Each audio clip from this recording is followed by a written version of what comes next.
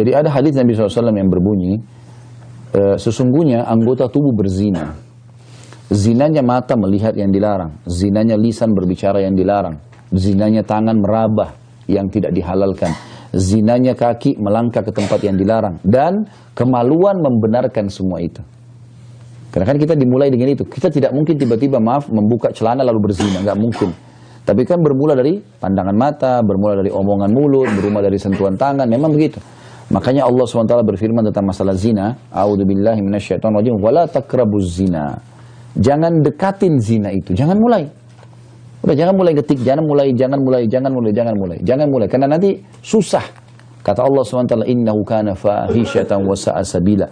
Sesungguhnya dia adalah perbuatan keji, buruk buat kalian, dan seburuk-buruk jalan yang ditempuh. Gitu kan? Gak ada orang berzina kemudian dia itu bahagia. Pasti akan ada masalah. Cuma dia mungkin kalau tidak belajar agama dia nggak paham apa nih sumpek ini dari mana nih. Padahal sebenarnya dari dosa yang dia lakukan. Gitu kan?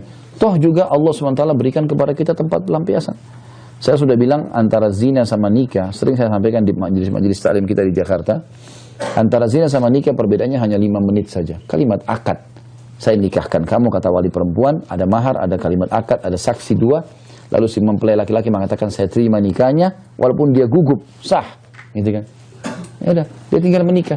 Dan orang kalau masuk hotel sembunyi-sembunyi, orang kalau subhanallah kalau zina ini pasti takut. Kuasa Allah. Kata para ulama, walaupun orang kafir itu masih ketakutan. Perselingkuhan yang terjadi dia ketakutan. Nanti dia sembunyi-sembunyi masuk kamar hotel, sembunyi-sembunyi berzina dan buru-buru mau menyelesaikan biologisnya, maka tidak sehat biologisnya. Kualitas spermanya juga buruk, kualitas sel telurnya juga buruk, gitu kan? Dan kalau mau ketemu sembunyi-sembunyi, kenapa nggak nikah? Orang nikah jelas-jelas setelah akad nikah masuk di kamar, semua mertuanya, orang tuanya tahu mereka akan biologis. Tapi dalam kondisi jiwanya tenang, gembira. Tidak ada orang nikah yang kemudian tidak tenang. Kemudian biologisnya juga maksimal, dia bisa lebih tenang, kualitas sperma dan sel telurnya juga jadi bagus, anaknya juga jadi bagus. Ya, kan? Jadi sebenarnya tidak ada manfaat daripada perzinahan itu. Tidak ada manfaat sama sekali. Maka semestinya seseorang yang kita hindari. Dan sabar itu Bapak Ibu sekalian di 3 hal. Sabar yang pertama dalam ketaatan kepada Allah. Kita kayak sekarang puasa, kita sholat tarawih, pegel berdiri segala macam. Sabar. Memang begitu, pahalanya ada. Sampai kemarin di khutbah Jumat salah satu yang disampaikan oleh khatib kita di Mekah ini, beliau mengatakan, dan ketahuilah, setiap orang yang bekerja, dia akan menerima upahnya di akhir waktu dia bekerja. Dan kita sudah berada di akhir Ramadan, maka kalian tinggal memanen hasilnya. Beruntunglah orang yang sudah memaksimalkan waktunya, berusaha, gitu kan. Kemudian yang kedua, sabar dalam meninggalkan maksiat. Pasti kita punya peluang zina, teman-teman. Pasti. Dalam hidup kita, itu syaitan akan membuka peluang untuk zina, untuk riba, untuk bohong, untuk apalah. Ya, pasti ada aja peluangnya. Tapi sabar, kontrol diri. Nabi Yusuf alaihissalam punya kesempatan nggak?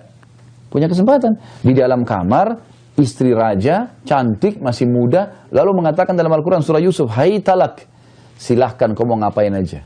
Gitu loh perempuannya. Nabi Yusuf tinggal gauli selesai gitu. Maka Nabi Yusuf mengatakan, ma'adzallah, nggak mungkin. Nggak mau, saya nggak mau. Lalu Nabi Yusuf dikejar-kejar gitu. Pada saat dikejar, rupanya si perempuan ini melihat ada patung yang mereka sembah di ujung ruangannya. Dianggap ini Tuhannya. Dia ambil sehelai bajunya, ditutupin patung itu. Karena malu nanti patung itu ngelihat. Kata Yusuf alaihissalam, apakah kau malu sama patung benda mati dan kau tidak malu sama Allah yang melihat kita? Nanti kan? Maka Nabi Yusuf lari ke depan pintu, lalu dipegang bajunya, dirobek dari belakang. Begitu dibuka pintu, gitu kan? Suaminya ada, suaminya si perempuan ini. Dan luar biasanya di sini, orang yang sudah niat bermaksiat seperti ini, yang dikuasai oleh syaitan, dia lihai sekali memutarbalikkan fakta. Tiba-tiba dalam Al-Quran dikatakan perempuan ini bilang, apa hukumannya laki-laki yang mau mengganggu istrimu? Langsung. Padahal dia yang mengajak Yusuf berbuat zina. Maka untung rajanya bijak, panggil hakimnya. Hakimnya bilang, kita lihat, kalau bajunya Yusuf robek dari depan, berarti Yusuf yang mau jahat. Karena dia mau menyerang, lalu kemudian dibela, perempuan ini bela diri, lalu robek bajunya. Tapi kalau baju Yusuf robek dari belakang, berarti perempuan ini yang salah. Karena Nabi Yusuf mengatakan, sesungguhnya dia yang mengajak saya, tapi saya menolak. Dilihat bajunya Yusuf robek dari belakang. Gitu kan? Robek dari belakang. Nabi Yusuf sabar di sini teman-teman sekalian. Sabar dalam meninggalkan dosa. Ada seorang anak muda pernah gagah sekali di Irak ini. Luar biasa saking gagahnya menjadi buah bibir di tengah-tengah perempuan. Satu Irak itu tahu dia. Jadi orang berharap Kalau yang solehah berharap jadi istrinya, kalau yang fasikah, yang buruk berharap zina sama dia. Sampai istri-istri pejabat dalam kisah begitu. Mau mengajak dia berzina, bayar berapapun. Akhirnya ada satu istri pejabat tinggal dekat rumahnya dia. Tinggal dekat rumahnya anak muda ini. Jadi dia, rumah ini kebetulan, rumah si pejabat ini, setiap anak muda ini mau dari rumahnya ke masjid, pasti lewat di situ. Gitu kan. Maka yang terjadi Bapak Ibu sekalian, si istri pejabat ini bilang sama teman-temannya, kalian tahu si fulan? Mereka bilang, iya. Apakah kalian bisa berzina dengannya? Kalau menikah nggak mungkin, karena mereka sudah status istri. Lalu mereka bilang, nggak mungkin. Orangnya sangat soleh. Wah, susah sekali untuk digoda. Dia nggak mau tergoda itu orang. Susah sekali gitu. Dia bilang, saya bisa goda. Kalau saya berhasil apa yang kalian sebutkan tentang saya? Dia bilang, pasti kamu hebat. Gitu lah. Maka dia bilang, baiklah, saya akan coba menggoda dia dan saya akan buat dia berzina dengan saya. Begitu. Dengan hikmah Allah, suaminya si perempuan ini pergi.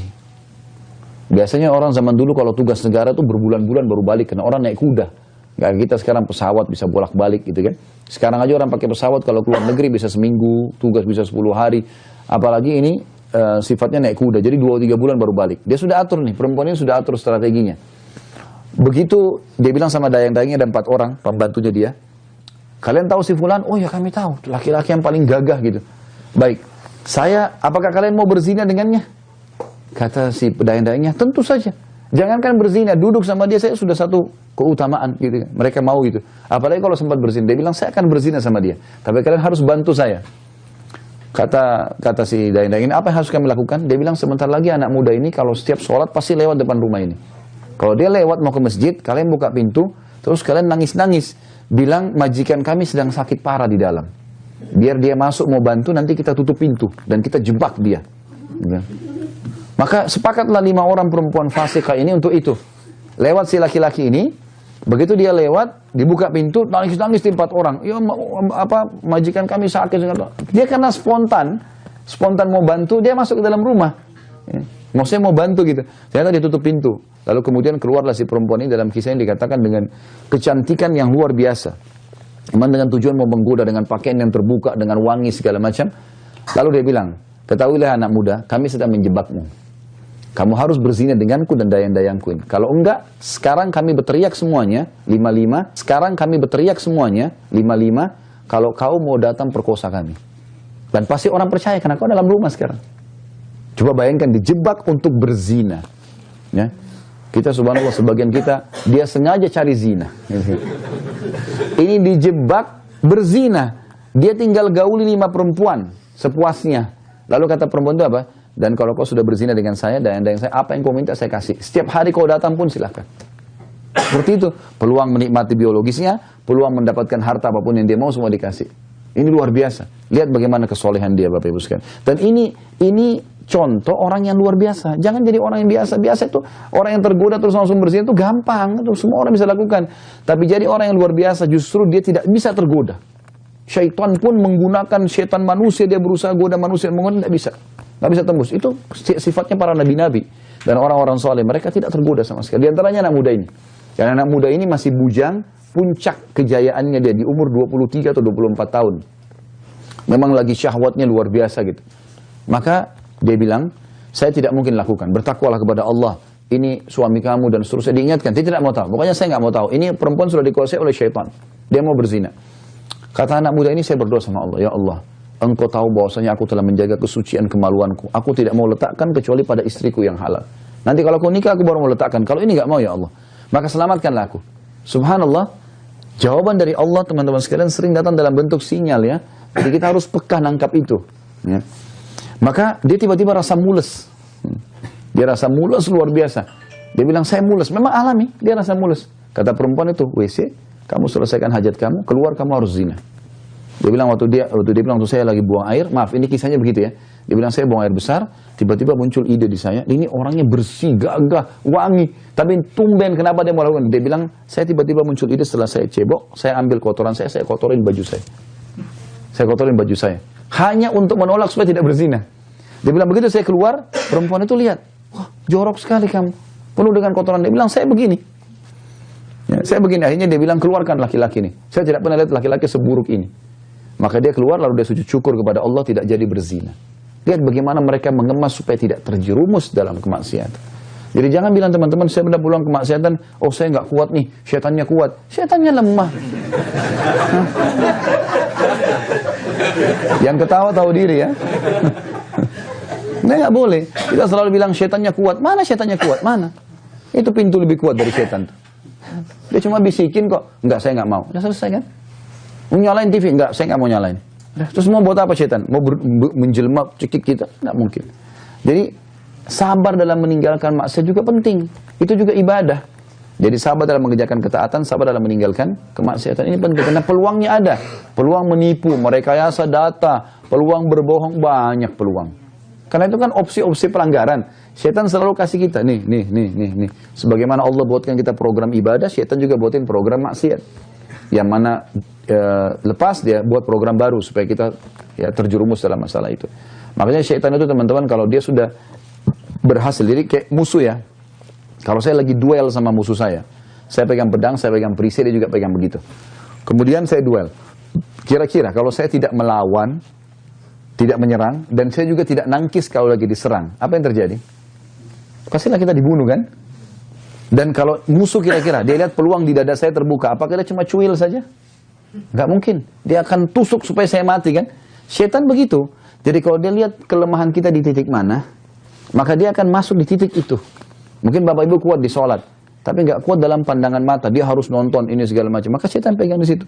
Oh ini biasa, syaitan lihat dia lemah jam 8 pagi harus nonton gosip nih.